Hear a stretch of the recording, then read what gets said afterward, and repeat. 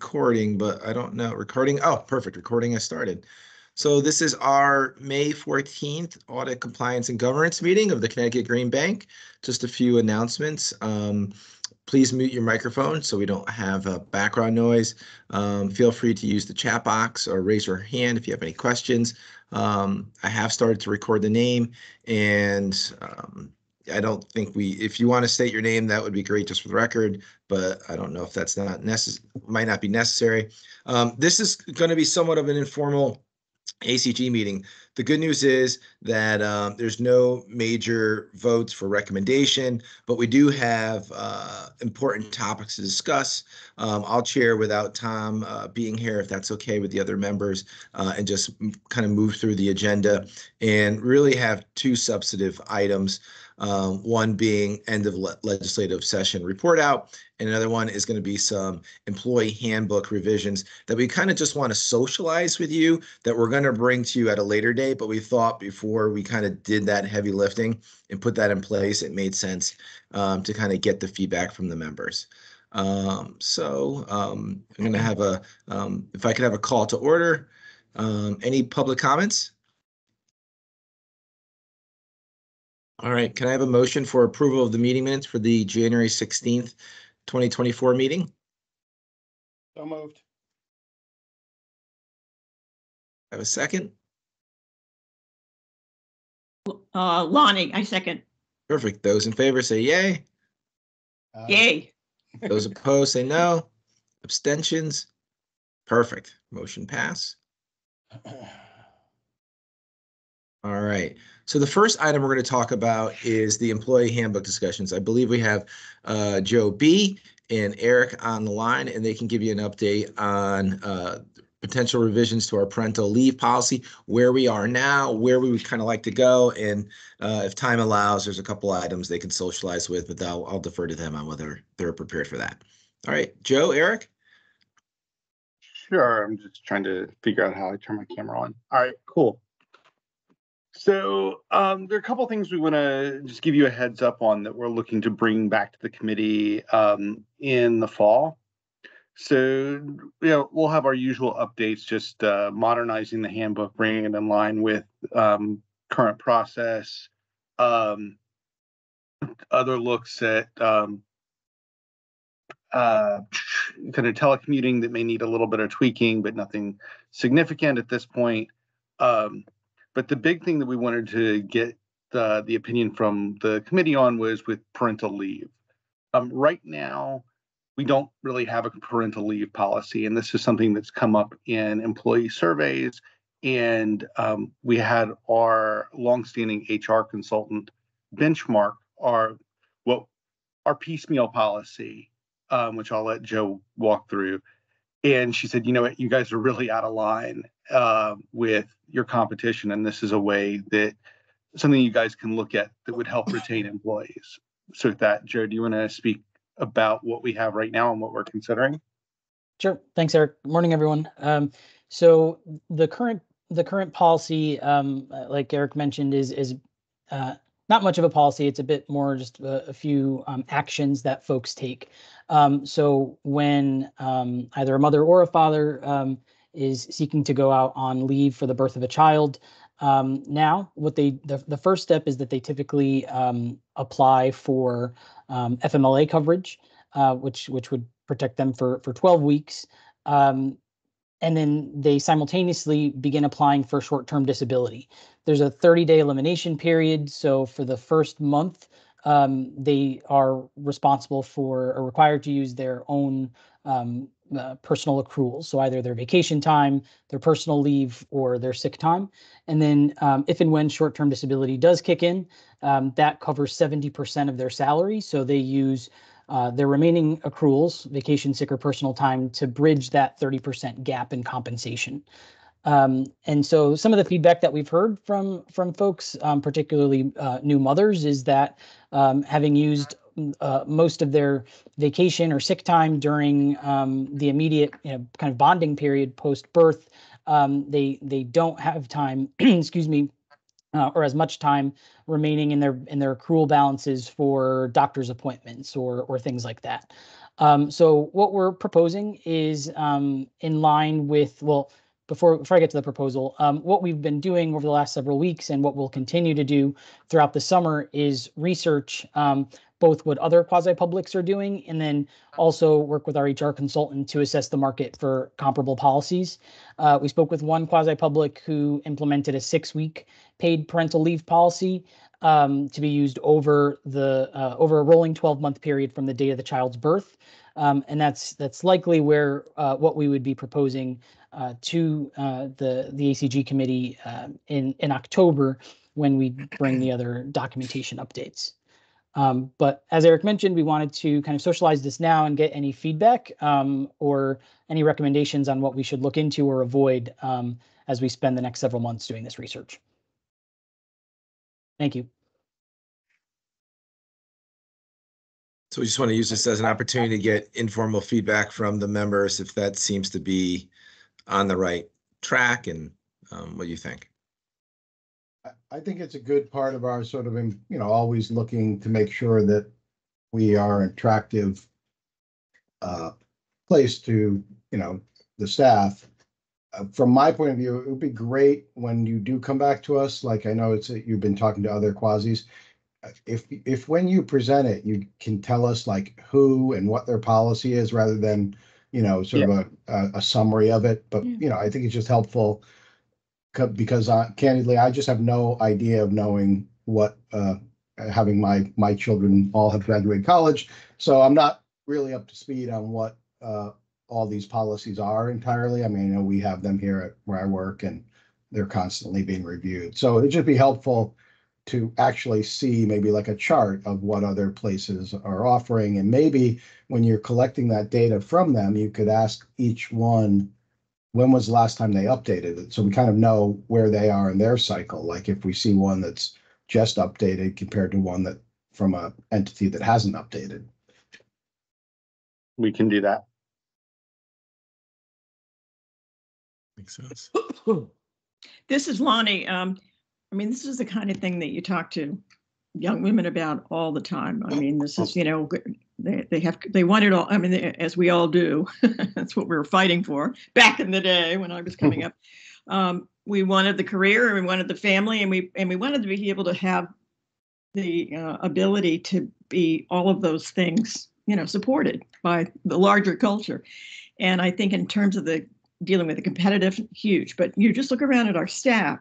Some of our most talented people are, parents.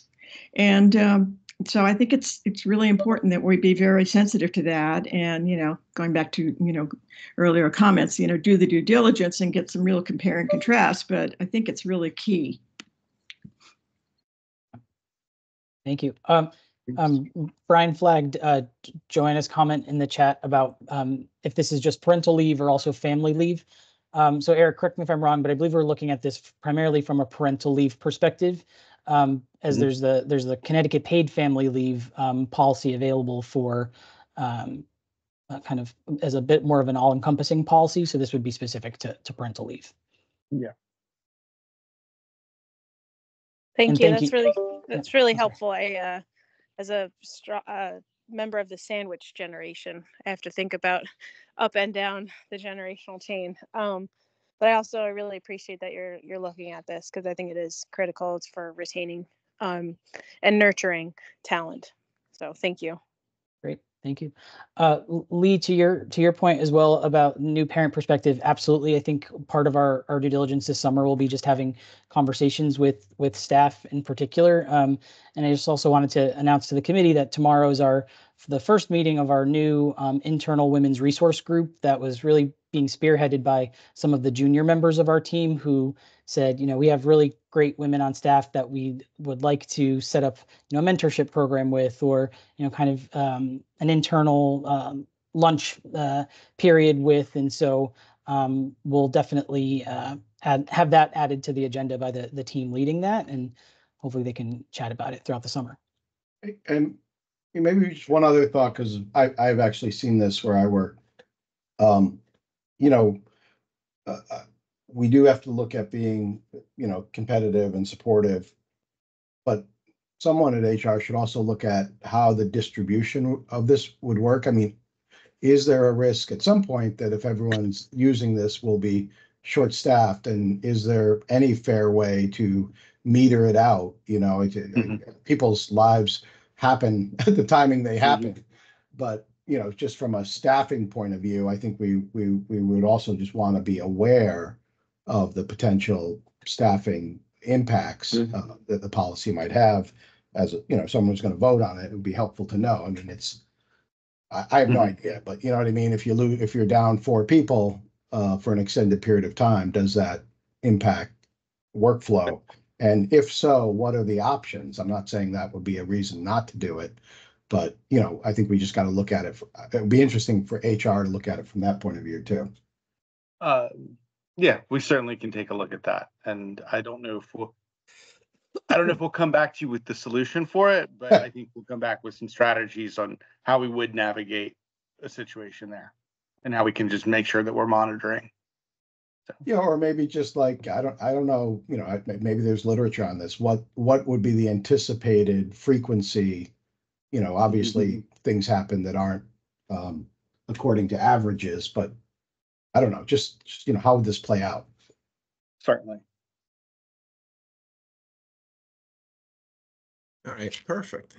Well, I think this was excellent feedback and why we wanted to get this agenda item on before we made a formal proposal to the ACG and the board. So I'd like to thank all three of our board members for this feedback. And unless there's any other questions or comments, I'm going to move on to our next agenda item, which is our end of session legislative update. And James is going to kick us off on that. Thanks so much, James. I'll say it on the record for being here. I know the plan was for some personal time to decompress and get some of that list of responsibilities on the home front completed, but we're sucking you in for a Tuesday morning debrief. And I'll turn it over to you. Anything for you, Brian. Thank you. Good morning, everyone. James Santos, Legislative Liaison. I am joined, by obviously Brian Farner, but Joanna is also on. So, I mean, Joanna and I worked very closely this past session on every aspect that I'm going to be reporting on. So, Joanna, after I walk through a slide, please feel free to hop in and comment in any way you'd like. So, is that the first slide, 385, or is it 5232? I think it's 385. 385. Okay. Yeah. All right. Yep. Oh, there it is. Okay. Well, first, I wanted to say that this was a session that they did very, very little. There was not a lot done. Lonnie brought up the fact that it's a short session. It's an election year. They want to get out. They don't want to pass too much legislation that makes waves. They took that to a whole new level this year. I don't think there was a bill that was passed that didn't have a task force or a study associated with it in some manner. So it's going to be a very busy fall with appointments and work being done on these task forces and preparing these studies. And the incoming class is going to have more information than I think they've ever had before on everything to introduce legislation this year. So it's going to be a lot of work this fall in preparation for the upcoming year. But very high level, what actually did pass in the last legislative session was the Senate Bill 385 was a energy and technology omnibus that was spearheaded by Senator Needleman alone. This was pieces that he wanted to put in to his own omnibus bill. He ran it through the Senate very quickly and made it through the House very quickly as well. There was really no discussion, but it has 3 main points. The run-of-the-river hydro solicitation just allows DEEP to procure up to 20 megawatts by 12/31/25, which is fantastic. That was one of the recommendations that Mariana Trife and the Hydropower Task Force worked on. They actually submitted 4 recommendations. Needleman took one of them and put it into Senate Bill 385.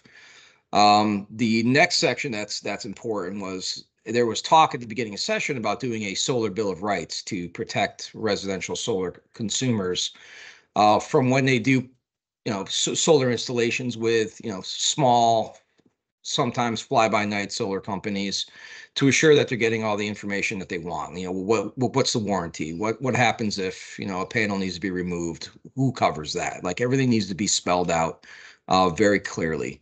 There was a bill that got watered down into a task force, which is okay, because there is a PURA docket too that kind of deferred to this legislation. So what is good for the Green Bank is we do have an appointment to this on this task force. So we need to determine who is going to be representing us. I know Sarah Pine and Stephanie Atrua have been very involved with this since the beginning.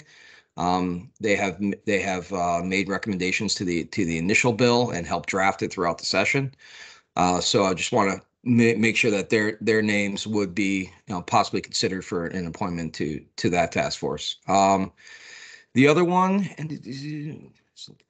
oh, this was yeah, this was you probably read about this in the press. This was Norm Needleman's going after the EDCs for backing out of several of their programs and stating publicly on the record that they would fail to make any investments in the state of Connecticut.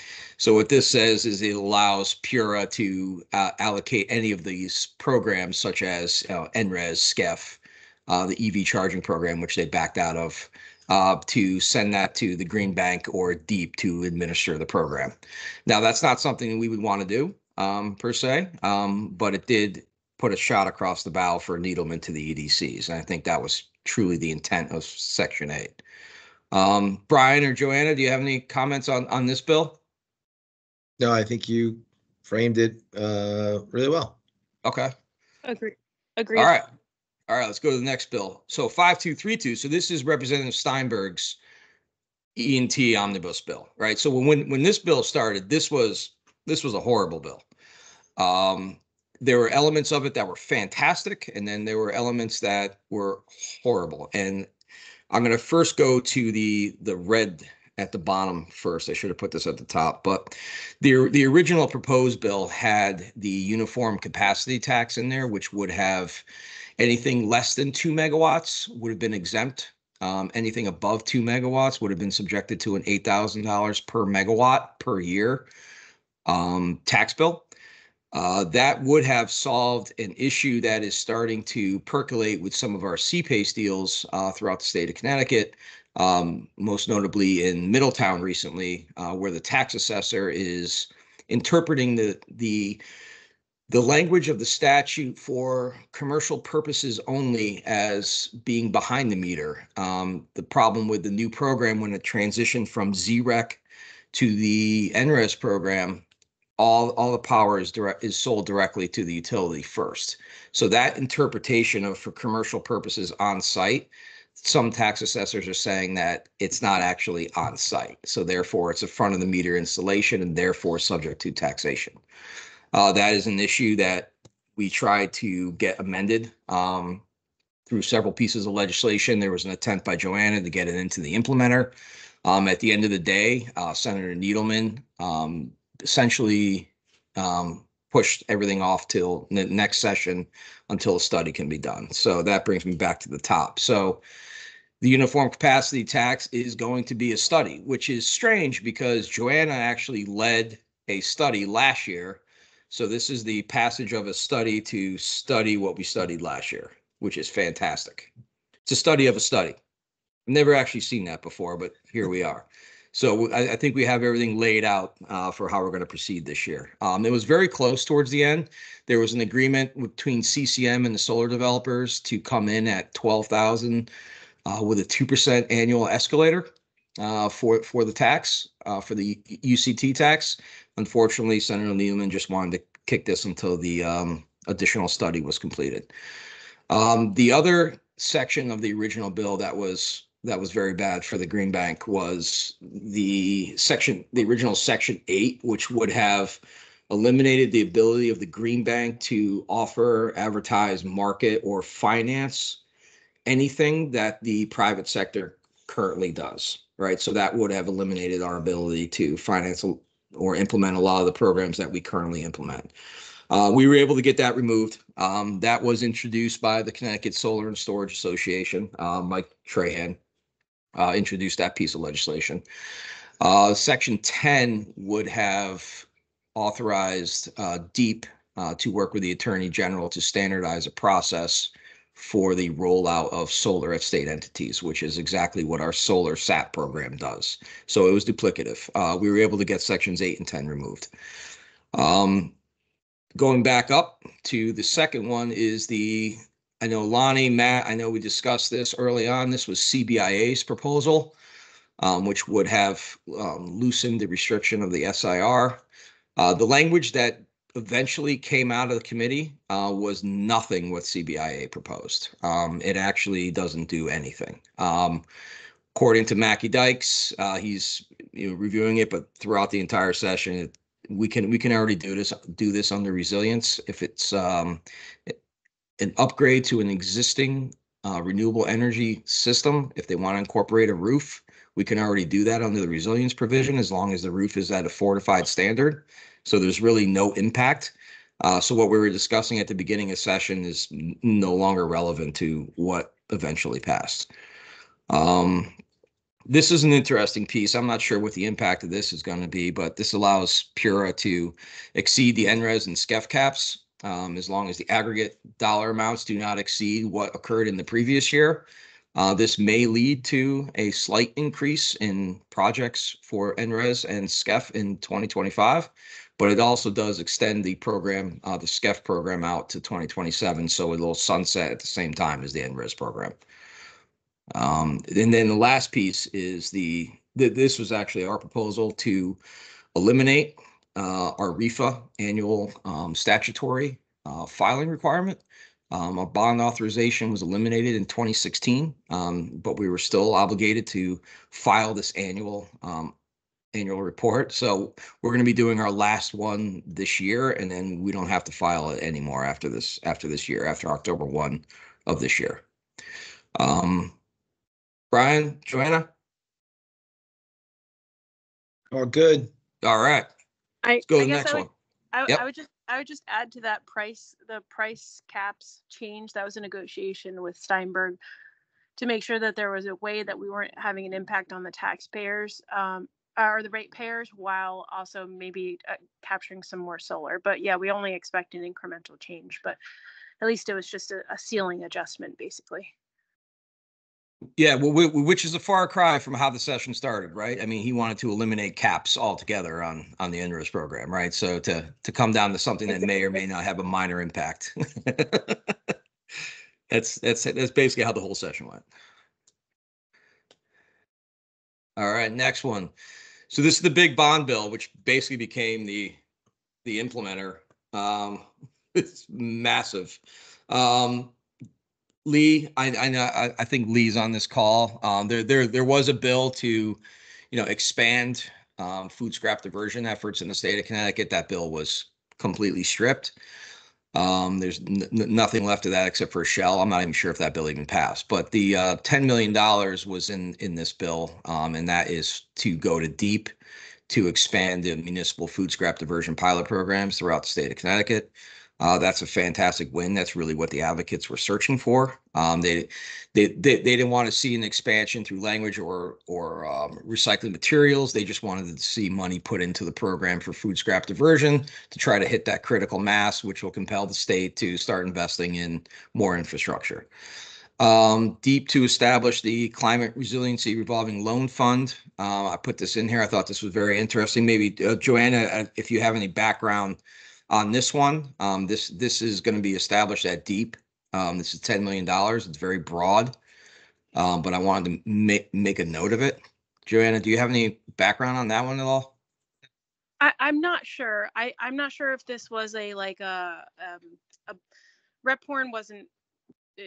There wasn't an implementing description in the bond bill. There wasn't limitations on the program. I don't know if this was we're sorry we didn't give you your resiliency ARPA funds. I'm not sure. I do hope going forward that we'll also be able to work resiliency funds into other departments, because I think Department of Transportation or Department of Public Health, there's a lot of other entities that are important partners in this work. So I guess TBD on how this will roll out. Perfect. And then the other one is the expansion of the housing environmental improvement loan and now grant fund and retrofit program. This passed last year, initially as a loan program. This year they expanded it to a grant program, but capped the 125 million in general obligation bonds that'll ultimately go to this program. Deep is allowed to do grants now, but that limit is capped at $20 million. The last piece is the solar canopy plans in municipalities. This it was in 5232 for municipalities to establish a plan. But what they did do was change all the shalls to may, so it was no longer a mandate. So it's not a major change. I guess it is a major change, but that's really all they did. They wanted to make sure they were able to get it through without being a municipal mandate.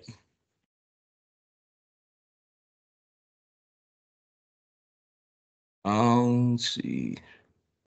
All right, so this is, and cheers to Joanna for finding a home for this bill, right? This was the governor's solar energy and school bill, which, started out in the Energy and Technology Committee, was an amendment to 5232. It was an amendment to 5347. And then Joanna was ultimately able to get it rolled into this bond bill, which is fantastic in its entirety. There were some issues with the bill when it was first drafted. Those have all been taken care of. But I mean, Joanna, would you like to walk through quickly what this one does? Because you're the reason it's here. Thanks, James. Yeah. So there was existing restrictions on state funds that essentially all state funds were counted against the school when they go to apply for their school construction allowance. And so when we were looking at legislative proposals, we realized that also meant resiliency and energy efficiency and renewable energies. And so we wanted to make sure those didn't count against a school because that would disincentivize them from doing it at the time of construction. And so we fixed that. We set up a separate megawatt cap just for schools. They're also eligible for the Inflation Reduction Act direct pay, and they also serve as community shelters often. So it seemed a pretty important, albeit narrow and tailored increase to the caps for that specific circumstance. And that schools beginning in 2025, when they go to apply for their construction funds, they'll have to submit a solar feasibility assessment. So hopefully they'll be thinking about that as they look towards major construction or renovation. Thank you. If I could just jump in, Joanna, this is a great change. So Shipman represents about 130 school districts, and I do most of this clean energy work for them. And this was always a roadblock, and some of them didn't know it, and then they figured it out, but it was always sort of a disincentive for them because it just complicated their funding to kind of have to back out these costs. I can't tell you how big a deal this is going to be. And the solar feasibility study is just going to add to it because so many schools are reactionary. You'd think people are more sophisticated because we deal with it all the time, but most of them have never dealt with it. And a lot of them are just reactionary. So someone knocks on their door and they propose something and they're like, okay, but there's no study or nothing to inform them of what their real needs are. So, and these projects have a secondary benefit because not only do they benefit the building and the school, but all those people are taxpayers. It's like we used to talk about with the state, state facilities. There's a residual benefit for both health of the people there, and the cost of running the school. So, sorry to go on, but this I think is a big deal in that sector. No, I agree. I agree. These Thanks, were Matt. common sense changes that I feel like will make a big difference. And I only see upside. Yeah, we're actually gonna work on a client alert to send to all the schools on this because it's a big deal. And I wonder if our solar map program couldn't sort of jump in or have some role in helping schools with educating them on this and solar feasibility, even if it's just an educational role. And frankly, leveraging the direct pay option, which most schools haven't figured out, and frankly, I haven't figured out how to do either. But Anyway, The only thing I would add to that, Matt, is that what's different, I think, about this bill than the way, say, the market handled renewable energy before, with just a pure focus on solar deployment and reducing energy costs on schools, is that this one's going to also look at the role of energy storage. So to Joanna's point on, as we know from the past kind of clean energy fund days, clean energy on community facilities, in this case, solar and storage, can provide that resilience need in the event of something occurring locally. But also in the summertime, those batteries become peak demand reducers for all ratepayers. So when school is out, sun's shining, the batteries are charging, the batteries are being discharged in the evening, reducing peak demand and therefore electric rates on all ratepayers. So I think I remember, James, Brian, when we had this meeting with Senator Needleman and Representative Steinberg at the end of session, Senator Needleman's eyes lit up when we started talking about dispatch of batteries during peak demand, because that will reduce electric rates. So this is kind of the next generation of a market transformation here, and we're looking forward to, working through the PURA process to help define some of those additional societal and environmental benefits that can occur with paired systems.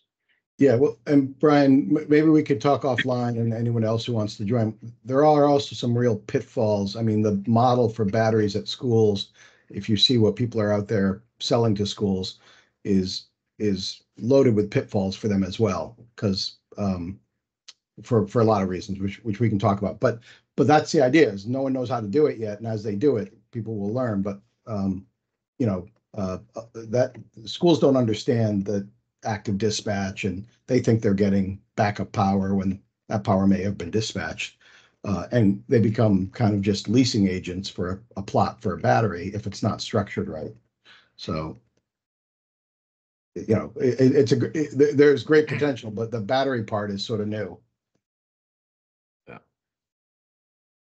Yeah, I think we're going to be very actively involved in that docket that PURA does initiate, which will probably be initiated very soon. But I mean, the key part of this too is it does add, or will add, 25 megawatts of capacity to the existing NRES cap of 100 megawatts, which is fantastic. So cheers to Joanna for getting this one through.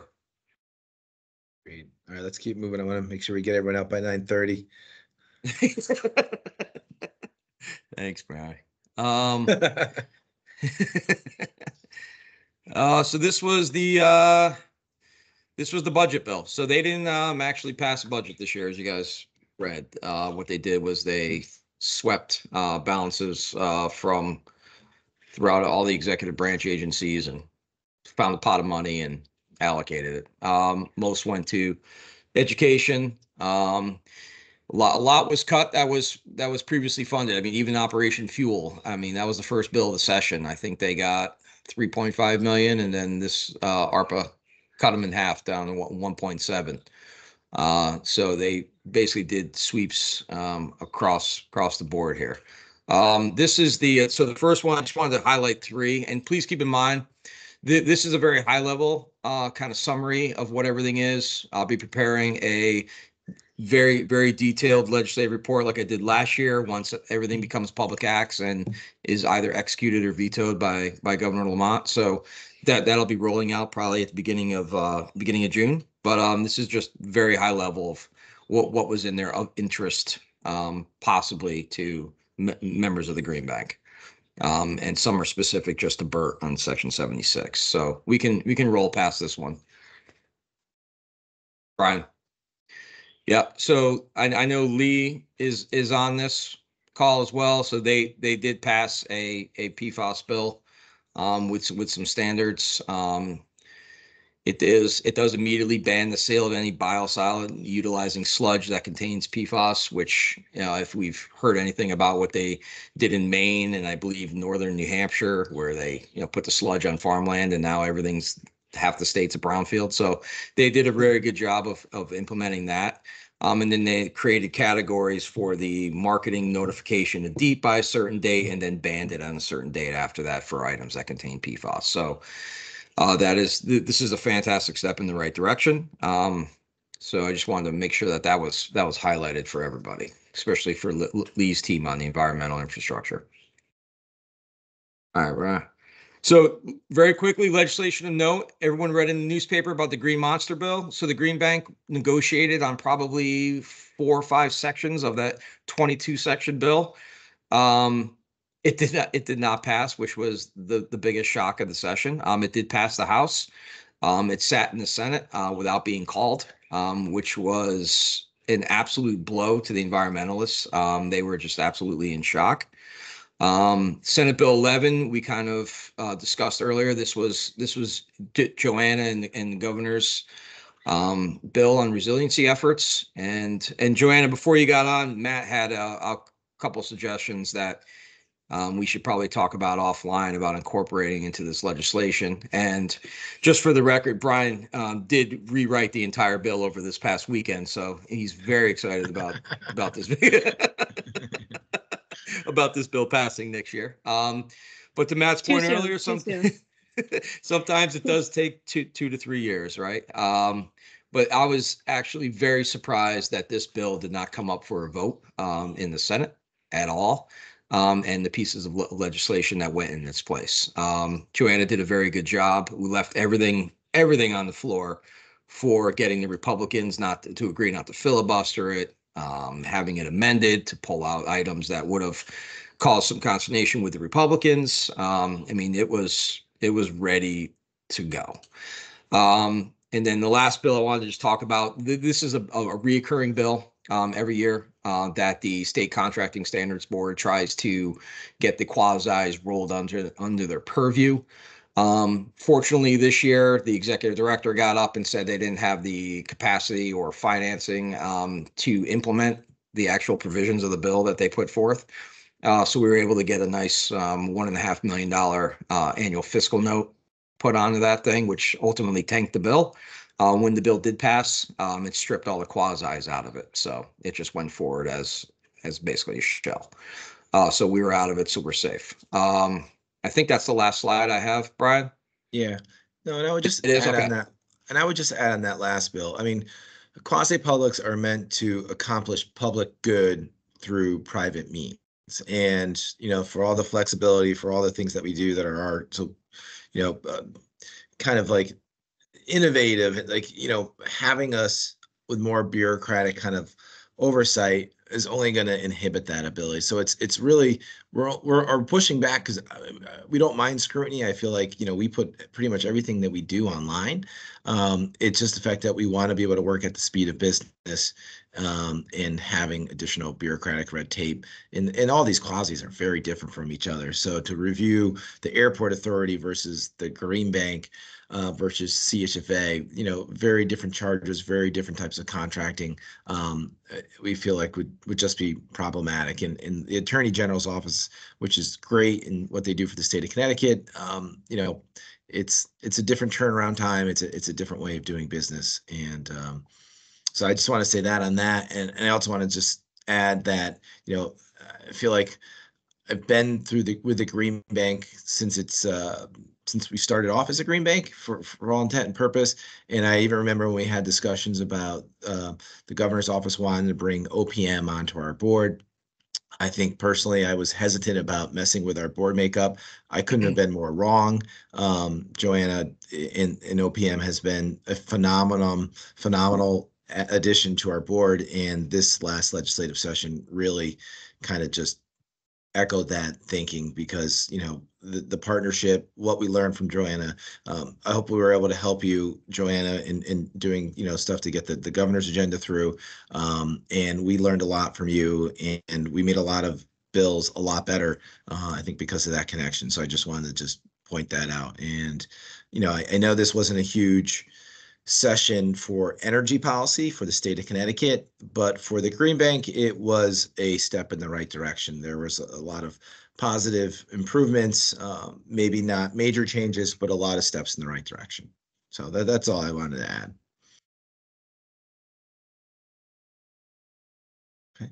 If any other questions on the legislative session, we'll move forward with our last remaining minutes. this is when someday when we lose Matt Rinelli, we're going to change his name from the statutory report status to the Matt Rinelli report out. But we never want to get rid of you, Matthew. So you're stuck with us. And we are all of our reporting requirements have been done, are on time. And I'm also happy to report, I know it sounds silly, but it is nice to get some reporting changes in statute. Like there were some old statutory requirements like REFA that were no longer applicable to the Green Bank. We were still filing with the legislative committee of Cognizant. I know it sounds silly, but those are just the type of cleanups that are just important to make. They end up coming up every year in an audit conversation. They end up coming up when you're asking, well, why are we filing this? So just, cleanups like that are obviously just helpful to get done. And then we were actually happy to finish up with the residential solar investment program with our final report out in our last filing in 2023, as that program has sunsetted. So all good there. And I'm going to move forward. And then the board membership status update. Obviously, the big position that we still need to fill is Laura Hoytix. That's the House Republican appointed position. They are aware of it. We haven't seen a position coming through them. At some point, I think we might want to huddle and either think of some names that we could provide to them, or at least just kind of give them a little bit of a nudge, because I do feel it is important to get the diversity of opinion and get as many potential and get all of our, obviously, our board committee positions fulfilled. With that, I believe that's it. If anyone wants to entertain a motion to adjourn. So moved, Matt. All right, those in favor? Aye. Aye. All right, thank you, everyone. Thank you, Thank everybody. you. Thanks, James. Thank you. Thanks, everybody. Thanks, Joanna. Thank you. Cheers. Thank you. Take care, guys.